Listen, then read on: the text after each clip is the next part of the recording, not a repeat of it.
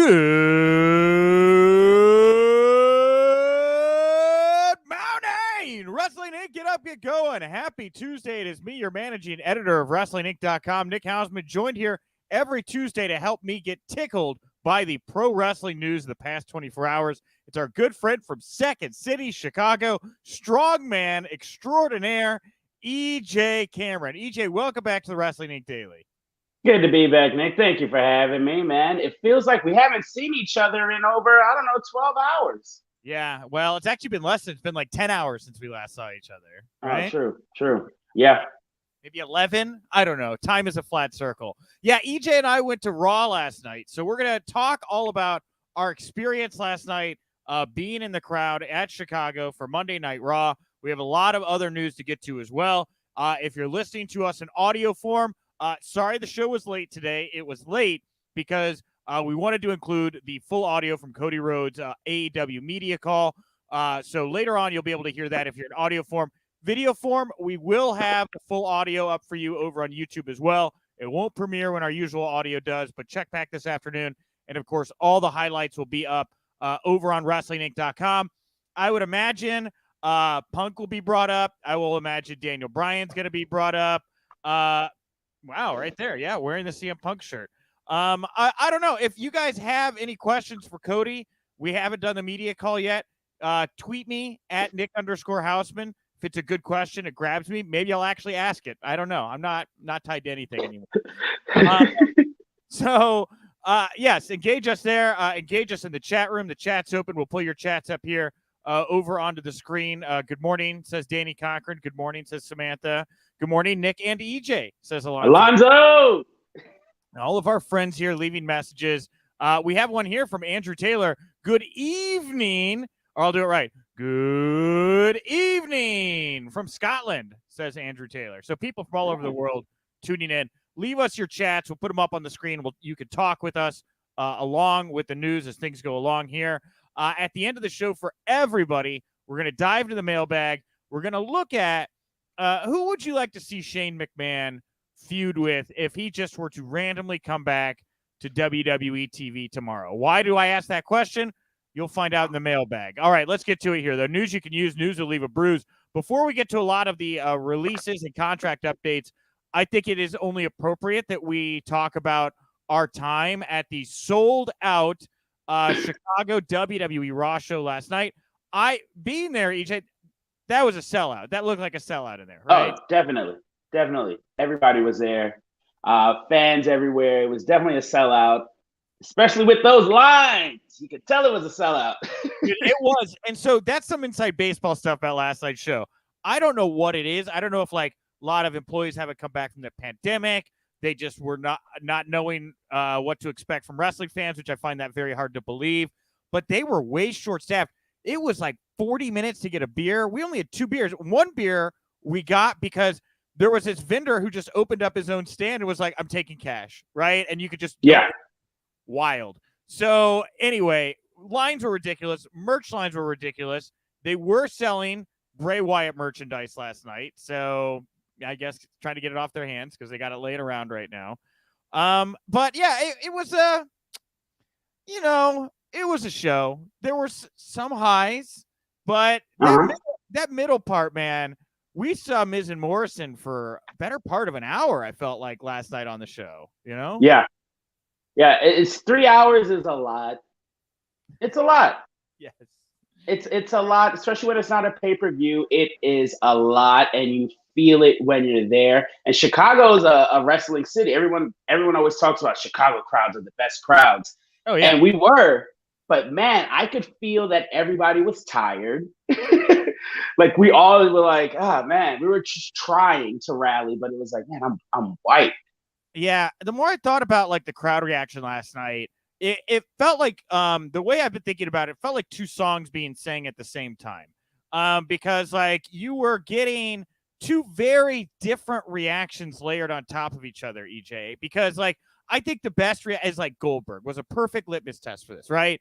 I mean, when the music hit, this guy came out, all the families, the kids and stuff, they go nuts for Goldberg. As soon as the entrance is done and it's just Goldberg in the ring with Lashley, older brother, dudes who came on their own and are drinking are now the loudest people in the room, and you get a very different reaction. And it was interesting to just see how varied it was, because I felt like there were so many double reactions going on throughout the night, where like the audience was hot, cold almost the entire time.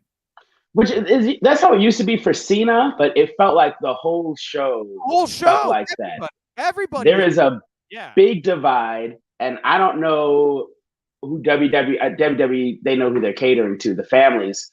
But buddy, yeah, you could feel that divide. I'm pretty sure, I wonder if people watching at home could tell that they were chanting Oldberg instead of Goldberg. But it became a Goldberg chant, I feel like, because it started by some drunk dudes like behind us. They did the Oldberg thing, and then the whole crowd's doing it. But then the kids hear it, and they're like, Goldberg. And then the parents are like, yeah, Goldberg. And then they reappropriated the Oldberg chant and made it Goldberg. And they turned it red. Yeah, in real time. Right. Yeah. It's an interesting study. Oh, my God. My neighbors are walking. Sorry. Yeah, it was a long show. It felt long. We had the dark main event of the New Day coming out, which definitely was a shot of sugar in the arm, and that definitely, like, those guys are amazing. Yeah, them and MVP and Lashley, that was the most fun match, I think, of maybe the whole show. And it was just because they were allowed to go out there and entertain the live audience, you know? Wait. But the E in WWE... No. They're playing, I mean, we're a studio audience at Raw now. They're not playing to us as fans. They're playing to the wider television audience. It's when the cameras go off, you get that 15 minutes there at the end where you get that old school kind of WWE feel where anything could happen. Let's grab a Bobby Trashley sign. Hey, go get me an actual trash can. Let's make amazing. Right? Anyway, go ahead. Amazing. I love it. And you know what else it is, Nick? You were just saying that it's for the TV fans. Right. While we're there, while you guys are in commercials, we're in commercials. They dim the lights and we sit there quietly in between entrances. And that's when people used to cut promos. Like, and when it comes back and the music is playing and everybody's booing them, it's because they just cut a promo on the town and got everybody riled up. Now we're sitting in the dark. So you have these people that are going, yeah, okay, I gotta wait. And we're starting from zero every time. Mm-hmm. We get burnt out. It's a roller coaster. You're exhausted. Just being a fan and cheering and giving that energy and then just having to cut it off when they tell you to cut it off. Yeah, they might as well just have an applause sign at the top. Well, and like at the commercial breaks too, you're getting a mix of things. Snippets of Stone Cold Steve Austin talking to legends about lists of things, and then every other commercial break is some kind of excuse to just get yourself on camera, which, by the way, may be a highlight of the night. I got up on that Titantron last night. They were doing the Hulk Hogan flex pose, and EJ jumps up and he's like, Nick, you got to do it. You got to do it. And I'm like, all right. So I get up, beer in hand. I'm flexing, and I see that camera spin around, and it's going right past me. And I looked at it, and I did the finger right to it, as is known in my photos. That camera stopped dead in its tracks. I knew I was about to be on that Titantron, and goddamn, 5 seconds later, there's drunk Nick Hausman. Not drunk, buzzed. I didn't have enough need. Having a good time, Nick Hausman. Having a relaxed, buzzed Nick Hausman, flexing, having fun up on the screen. So that was a highlight. I guess that was great. If you made it onto the screen, it was a moment, but that was one moment, and then there was like 2 hours, 59 minutes of not that moment the rest of the time for me. Exactly. Yeah. So anyway, that was a very personal story for me last night. Well, there was a couple news items coming out of the show we'll talk about here before we get to really just a lot of news about releases and returns. I think one of our favorite matches of the night, surprisingly, was Nia Jax, Rhea Ripley. The crowd was very into this. You were particularly happy to see Nia Jax embracing herself, it seemed, last night at the show, EJ. And then as we're watching this match, you noticed first, I think Nia's face got busted open. And yeah, man, she got busted last night. Had to get some stitches coming to that match with Rhea Ripley. This was maybe the most fun I've ever seen Nia Jax have live. Same. And everybody wanted to hate on her at first, but it was a perfectly timed match. I don't know how it came off on television, but she was awesome. It was the most that I've loved Nia Jax. I loved her like slamming somebody, then posing and just being like cute about it. I thought it was great. The dancing, the butt bump to the head. It's unfortunate she got busted open, but it kind of made the match seem a bit more intense. Like I was like, man, this should be closing the show right now. It did. It had an air to it, you know. And I just thought that both women looked like they were having a lot of fun. Rhea Ripley got a really big reaction last night. I was actually kind of surprised by how over some of the people were. None more so than what actually became like a controversial pop. I found out after the fact. Drew McIntyre. We were there, EJ, right? Yeah. This guy is very over. I think reaction. It's like you're gonna get the Goldberg pop, right? But I mean, I don't know anybody else that touched the reaction that Drew McIntyre got last night from the fans. No. I would say Ali and Riddle, maybe. Maybe Riddle. Ali got a big pop, but man, they deflated that balloon pretty damn quick. So yeah, they were like, no, stop that. No, McIntyre. I read the reports. He was over. Absolutely. The fans were cheering. You could feel the rumbling of people screaming when he came out. His music live feels different. Those drums and just him coming out. We could feel the fire. Yeah, we were sitting right next to the entrance ramp, and we could feel that heat coming off the fire. And dude, Eric Roberts, you're making a great point. Drew tried to murder people. When he grabbed that sword, that place was going wild. And there were a lot of I think yelled several times, chop his head off. There were a lot of people going medieval in the Allstate Arena last night. Listen, if you introduce the gun, you gotta use it. Old comedy improv rule. You introduce a gun, you gotta use it. He pulled the sword out. First, I also hate that Jinder and his guys just always like kind of stand there. Their timing is off. They'll just stand there with chairs and wait for the next thing to happen. And then a sword. Kristen Jonas. I think McIntyre was surprised. Sorry, go ahead. Drew needs to learn how to hold and swing that sword. Embarrassed for him. He really like if he'd have wanted to use a sword, he could have used a sword. Didn't really use a sword.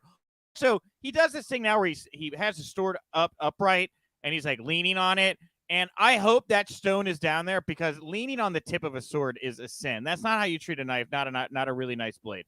Just want to put that in here. Okay. Yeah. Got to treat with honor. So the reason this was controversial, EJ, is because people watching at home heard some kind of audio piped in during Drew's entrance where you could hear Michael Cole saying 16-time world heavyweight champion. So a lot of fans on social media speculated and knocked WWE as they were under the impression this was WWE maybe piping in extra audio to make sure McIntyre got that babyface response. But it appears that this was just a production mix-up with this line from Cole that they used from a SummerSlam promo video that just maybe aired early, which makes more sense because you didn't need to sweeten that pop. Like he didn't need it. Did not need it. That place was going nuts. So it was a natural chair for him. Sorry, folks. It was just a mix-up. Somebody hit play when they should have not hit anything. So the last thing I'll bring up here from Raw last night, there were a couple times that older brother, gentlemen that maybe came alone and were drinking. Yeah, they maybe tried to get some stuff going at the show last night. There were "We Want Wyatt" chats, none more loudly than after each of the Alexa Bliss videos. So probably smart they didn't bring her out in front of the live crowd. I don't know that the fans would have been able to stop themselves from chanting that. Not in Chicago, no. No. Not at all. And I would say it was an equal, I'd say like a 4-4 mixture of "We Want Wyatt" chants and CM Punk chants that would come up throughout the night. And the reason I say like the two songs singing at the same time, I was thinking about Drew in the handicap match, and he comes out, he gets the big entrance, huge reaction. I even thought there were some pretty good reactions going into the match. And then they flip, and all of a sudden this match is getting CM Punk chants, and it was just out of nowhere. I was like, I don't know that Drew deserves this. This guy seems to be doing pretty well. So our we live in a microwave society, Nick. What is the thing I'm saying? Our attention span isn't what it used to be. So you'll hear it 5 minutes into a match, some drunk dude starting a boring chant, and I'm sitting there enjoying the match, and I'm sitting there going, "What do you mean boring?" Yeah. Like as soon as there's a rest hold, someone's like, "Oh God, a headlock, boring," and I'm like, "What are you doing?" Yeah. So I think there's a lot of that needs to be, I think, worked on. I think with TikTok and social media, everything's so concentrated.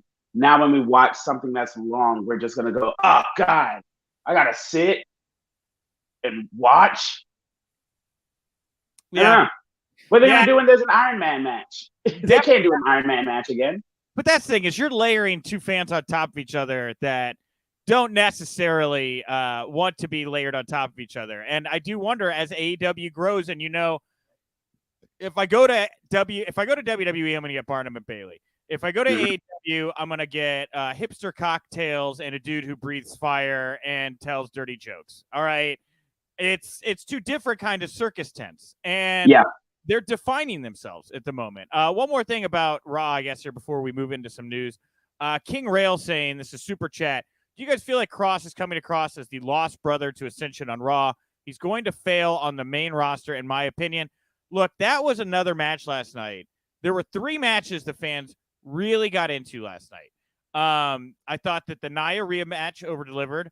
I thought Cross Keith Lee, dude, they were into Keith Lee. That no matter how that was not the most dynamic match those two guys had, no matter how people felt about Cross as NXT champion, that crowd last night was into Keith Lee. And then the dark match. And then the main event too, I guess. Charlotte and Nikki had after the table power bomb. Yeah. I think it woke everybody up. Once the tables came out, everybody woke up a little bit because we were tired. With the Keith Lee Cross match, everybody, it was like we were trying to keep Tinkerbell alive, I felt like. Because we all love Keith Lee, but the match was we were all kind of tired, and the match was okay to watch, pacing-wise. I don't know what was missing, but we were all like, Keith Lee, woo, woo. But they were trying to like keep the energy alive because we're like, we like these guys. We want them to do well, but something just it's a placement. I think placement is very important, and they were placed in a spot in the night where people were kind of burnt out and tired. They beat Cross clean last night, and you can't have that removed. And this guy he is going to be Samoa Joe's return opponent at TakeOver, and they're having him lose now twice in 3 weeks on Monday Night Raw. Sure, you could make excuses the first time. It was a roll-up. This time, no excuses. Very, very clean, right in the middle of the ring. And I know that I had somebody come back at me today and be like, well, what do? Expect Keith Lee to be sacrificed again to Karrion Kross here? And it's like, no. These men should not be in this position. Why? Like, you should not have to give me a Sophie's Choice in this moment. Like a match between a Keith Lee and a Karrion Kross. There should be some build to that, right? And they're just throwing it out there. And it's a little, here Dave Price saying the Cross and Lee match was good. People just want a reason to complain, even though neither of them is actually buried yet. I don't know. I mean, buried? What is buried, right? Cross is going to be buried? What is buried, right? Cross is going to be in the main event of TakeOver. Keith Lee, as we saw, man, Teflon. The fans were chanting for Keith Lee that whole match last night. So I hope that whatever's going on with these two guys and creative, like, just get it together. There's a lot of money on the table for both these guys. So much. They don't need to. Here's what it is, too. You stick them together, and we talked about this with Stone Cold and Brock Lesnar years ago. They tried to do something like this, and Stone Cold took his ball and went home. But for good reason. He was like, why would you give this match away for free? You're giving away Keith Lee and Karrion Kross for free, little to no build-up, no story behind it, and we're supposed to be excited. They just got back. Nobody should be sacrificed. Give me Gulak and Karrion Kross for 3 to 5 minutes so we can get excited about this guy on Raw for the families who may not watch NXT. Do the same thing with Keith Lee. There's plenty of people. You have a full, deep roster of people that are waiting, that are running around in the 24/7. Shelton Benjamin. Shelton Benjamin against Keith Lee. Cedric, you can do these matches. Yeah, well, and we have Edward Cousins here saying, what happened to the days of using local talent to get people over? Yeah, and I don't know if that's like a COVID thing. I mean, it was pretty apparent last night. There were still quite a few people wearing masks last night, and we're hearing about more and more cancellations. So kind of a looming issue there with local talent. But yeah, you gave a laundry list of people there that could definitely step into that position and help get some of these guys over right now without really losing their position. Hey, somebody else say whose position's nowhere near being in danger. Reggie. Talk about Barnum and Bailey. This guy has his whole routine down, right? Like, and that's the thing I think that was so I'm pro Reggie. Reggie, very, very talented, fun to watch, but it is just so compartmentalized. Like, you get this, then you get this, and then you get this. And like, you know, what we always talk about from the Attitude Era, what worked was so great was when you had an overarching story that kind of weaved through. Vince McMahon shows up that night. By the end of the night, he's going to make Stone Cold Steve Austin apologize. And, you know, so you start there with Vince coming out of the limo, and you end the show with Steve Austin hitting Vince with the stunner. And then there were little teases throughout it, and everybody gets to be a little bit involved. And there's just none of that, right? Like, Reggie came out, and Reggie was great. Reggie's great. But like, Reggie's only like 8 minutes of the show. So he's another ring in the circus. As you said, with the 3-ring circus, it's a 3-ring circus with no ringmaster. There's nobody who's going to come back out and be like, okay, here's what's going on, and moving the show forward. SmackDown, they always have a check-in with Roman Reigns. What's going on here? Yeah. They don't have that on Raw. It's just a collection of matches. And every so often, Sonya Deville and Adam Pearce kind of showed up, and they're like, dude, Sonya, like, the total just like, yeah, she would come out, and guess what? We have this match. And it was just a plot device. Like, there was no meaning, no emotion behind it, you know, kind of a roll of the eyes, it felt like a lot of the time. We have Marcus Thomas. Reginald got more TV time than Bray Wyatt, Andrade, Kevin Lee, and Aleister Black in 2021. What a shame. WWE has over 100 people on roster, but no superstars. And we'll see with Bray. There's still time. But again, like, they cut some big names, and this guy, Reggie, God bless, I'm sure was on an NXT deal, maybe got a bump when he came to the main roster, but you're going to see a lot more Reggies here, I think, soon, that are something that you can take out of the box and put out there for 10 minutes or so. It'll grab your attention, then go to the back, and they're not going to try to get up. I don't know. Like, where are the superstars getting made? It's a valid point, right? So, and New Day Rock 77 saying Reginald used to be in the circus. I know that's so appropriate. So, okay, let's talk a little bit about here some of the releases. So, Matt Men Podcast saying there's said to be a lot of frustration from the networks WWE works with, presumably NBC and Fox, over the release of Bray Wyatt. One network source reportedly said Bray's release is really disappointing and a little scary. The top stars are being let go. Wyatt was scheduled for a major program at SummerSlam later this month. And it was also noted yesterday by PW Insider that his wife, JoJo Offerman, was quietly released 6 to 8 months ago. She went missing from Raw in late 2018, was replaced by Mike Rome. Later announced by her official fan page she was planning to return, but that never happened. And eventually it was announced that she and Wyatt were expecting their first child together. And I'm not positive they're married. I said that, but I'm not really sure that they're married or not. Anyway, his significant other no longer with the company, his brother no longer with the company, father no longer with the company, and the last rotunda to go is Bray Wyatt. A lot of head scratching at the networks, and yeah, these are people that put $1 billion investment in there. You'd think that the people that they had part of the pitch for that thing a year ago would still be factored into the plan, right?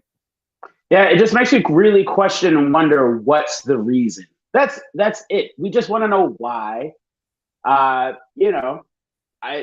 We speculated yesterday talking about Bray, his possible views on certain things, so maybe that was a factor. Yeah. But I don't know. I just would really like to just get hey, why did this happen? And I hope it's not just because of we didn't have anything. Like budget cuts, yeah, you invested in him, and Braun Strowman wasn't invested. And it's just, we're not going to do it anymore. Feels weird. Mm-hmm. Yeah. We have here from Dave Langer. NBC must be upset since Bray could have put some cool stuff on Peacock. Yeah. That's a character you could have played with probably on a couple different platforms if you really wanted to. Yeah. Praddock, you're saying, I'd love to see Bray Wyatt versus Sting in AEW. That could be fun. Yeah. The modern day Undertaker, in a lot of ways. That's what they tried to do with Bray, right? He was supposed to be the heir apparent to the Undertaker. And now, I guess Alexa Bliss is the new Undertaker. Sure. They messed that up too. You know what? Good for Bray. Get out of there, man. They every time they would take 2 steps forward, they take 8 back with him. You remember when they gave him Kane and Undertaker's powers? Mm-hmm. And they just fizzled out and did nothing, and they came back and beat him, and that was it. I was like, yeah. Well, also, I'm going to skip ahead here just real fast because Cubs fan for life 1993 saying Ric Flair got released and bought a yacht today. Didn't know about that. I'm not surprised. It's very Ric Flair.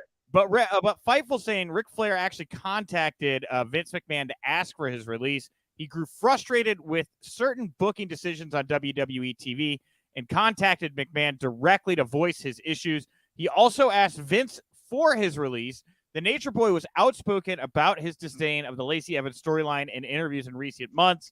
And following the news of his release, his good buddy Sting tweeted out, "Woo!" So I would imagine that the door would maybe be open if Sting is advocating for you. Brian Bills 1417 just wrote Ric Flair trip, which I felt like. Oh hell yeah! There was actually another bit of news about this that dropped on the site just before I hit the go live button that I wanted to bring up about here. There was about a pay exchange. Let's see here. Ric Flair. Yes, here it is. Let's take this in here real quick. A little bit of breaking news since we just got it up on the site. But on the latest Observer, Meltzer saying that Flair specifically messaged McMahon about Charlotte's booking. It was noted it was McMahon's decision to let Ric Flair go from WWE. We had heard Flair, who requested his release.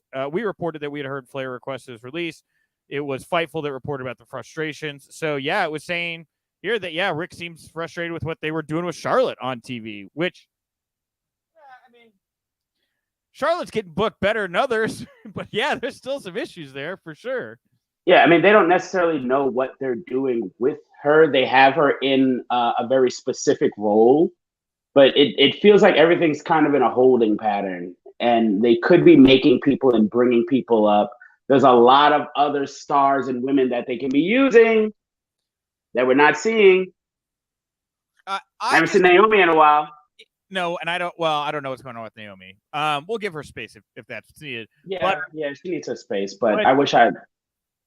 Yeah, but with Rick complaining about Charlotte, like, I'll go back to Raw from, I think it was last week, maybe the week before. I'm trying to remember whatever the post Money in the Bank match was where Nikki Ash, or there was the Raw, so it was last week, I believe. Yeah, Nikki Ash came out, and Charlotte Flair just reamed her. Came out, called her a kid's toy.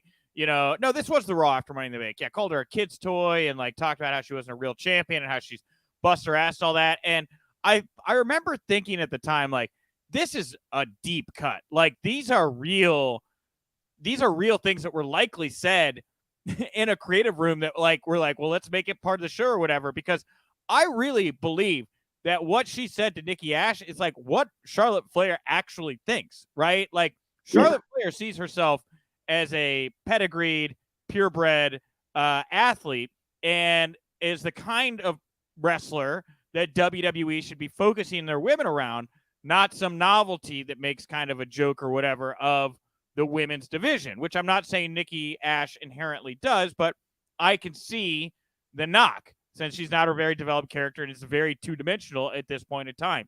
So I don't know what's going on here internally with Charlotte and Nikki or whatever, but it definitely felt like there was something up. Then we get this report that Rick is upset about how they're booking Charlotte, and I don't know that these two things have nothing to do with each other, EJ.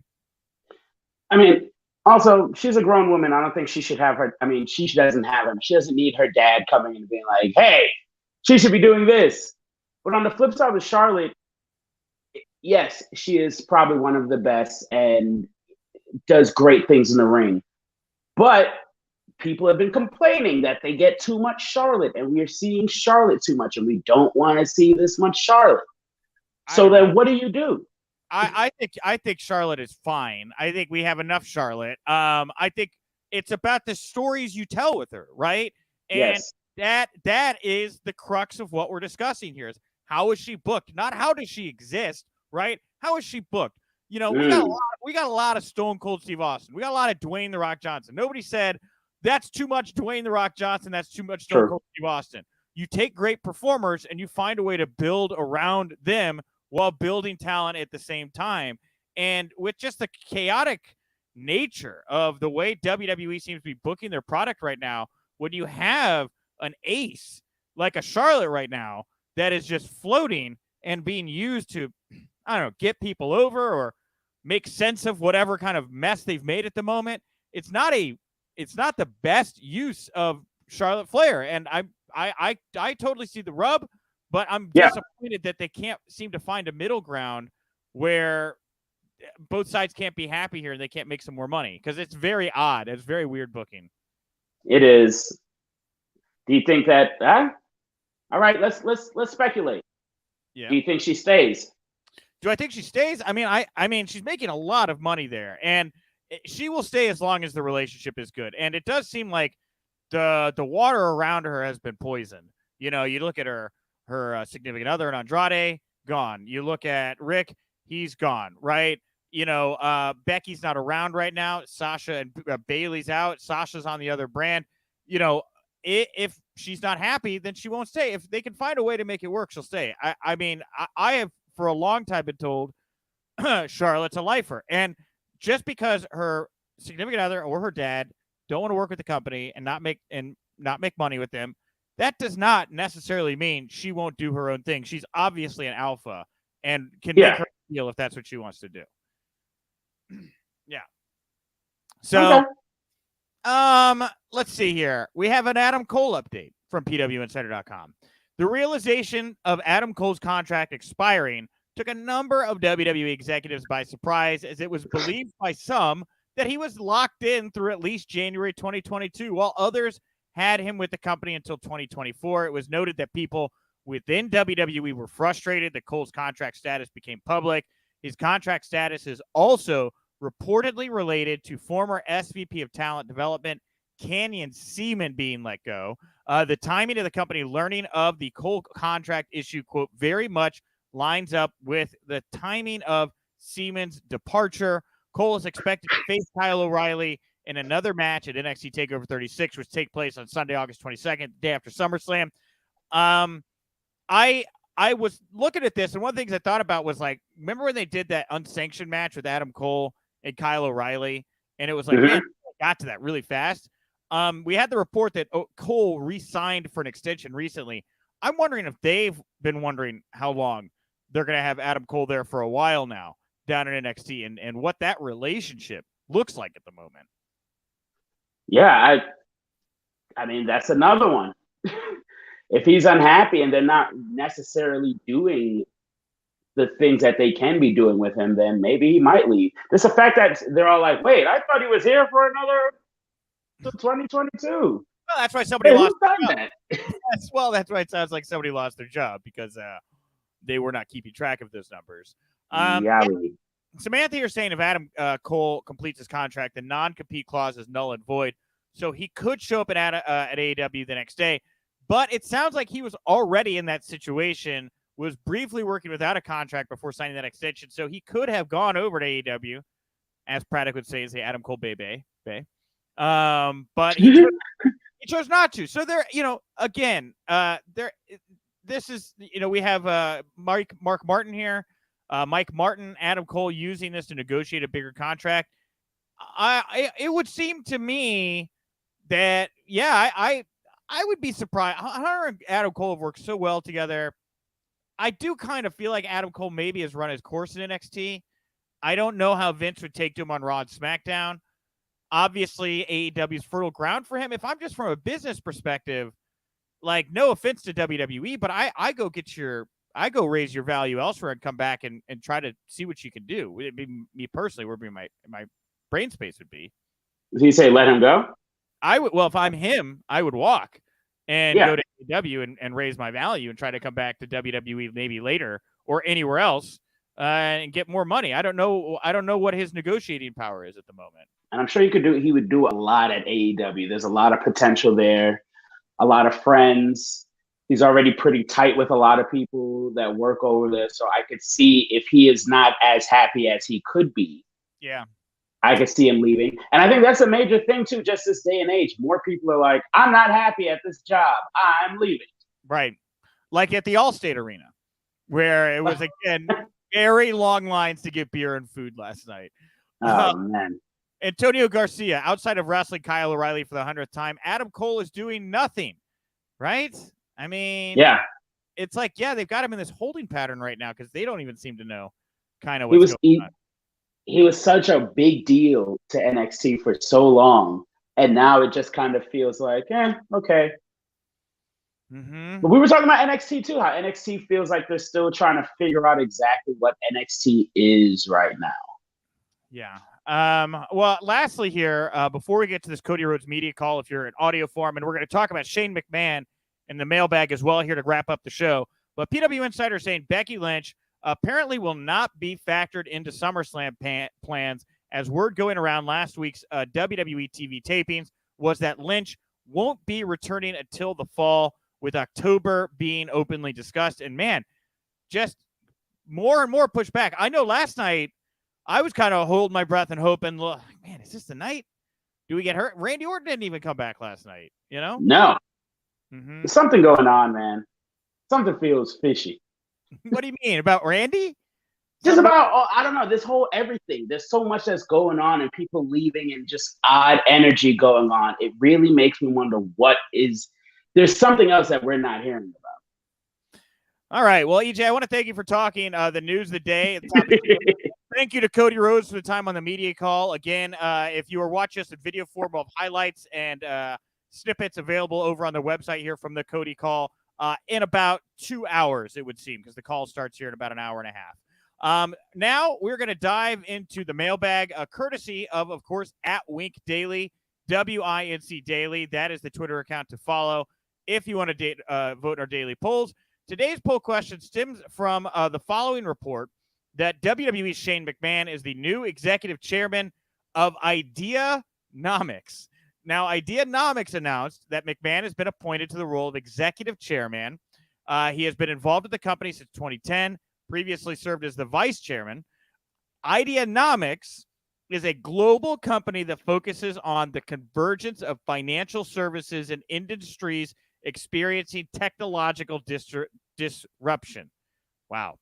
Shane, still listed as a member of the Raw roster, has been away from WWE since his steel cage match loss to Braun Strowman night one of WrestleMania. Do you remember when they put Braun Strowman over at WrestleMania, beating a McMahon like 5 months ago? Seems like forever. Yep.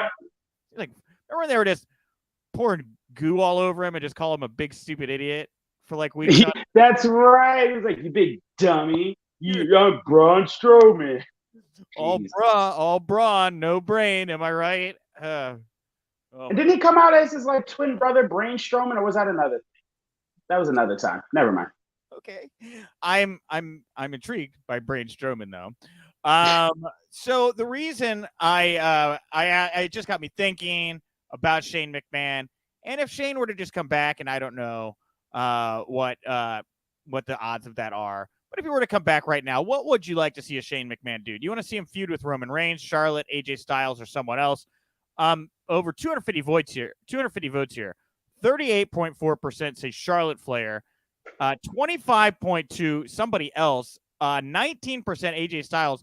Only 17.4% want to see Shane McMahon battle the head of the table, the tribal chief, Roman Reigns. I was a little surprised by that. Who do you want to see Shane McMahon feud with if he were to come back? Charlotte Flair. Makes the most sense. Yeah. Oh, yes. Nepotism on a pole match. The winner gets therapy for their daddy issues. It's right there, Nick. It's right there. Wow, dude. That's a deep cut. Winner gets therapy for their daddy issues. That's a step up, I feel like, from the custody of Dominic Mysterio in a ladder match. Wow. I'm saying, and the loser is doomed to repeat their father's mistakes. Mwah. Oh. Wow. Okay. Well, I voted for Charlotte Flair as well, just because I think Charlotte's in the zone right now and is cutting great promos. I think you could do a little bit more than, so your thing is very funny, right? But I think Charlotte challenging the McMahons, Shane serving in that Vince position. I get some CM Punk vibes off of Charlotte there right now. I don't know if the pieces are quite cut together, but she's definitely somebody that seems to have the cachet, something to say, isn't happy, and could make things interesting in this moment. And that's why I would like to see her with a McMahon. Most definitely, man.